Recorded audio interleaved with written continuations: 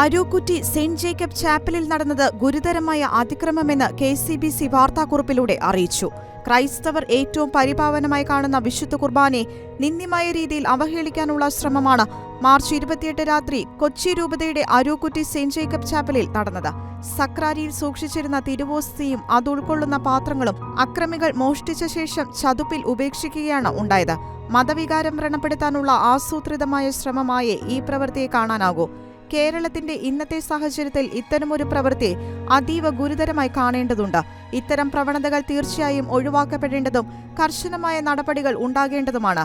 ഈ വിഷയത്തിന്റെ ഗൗരവം മനസ്സിലാക്കിക്കൊണ്ടുള്ള കേസന്വേഷണത്തിന് പോലീസ് തയ്യാറാകുമെന്ന് പ്രതീക്ഷിക്കുന്നു.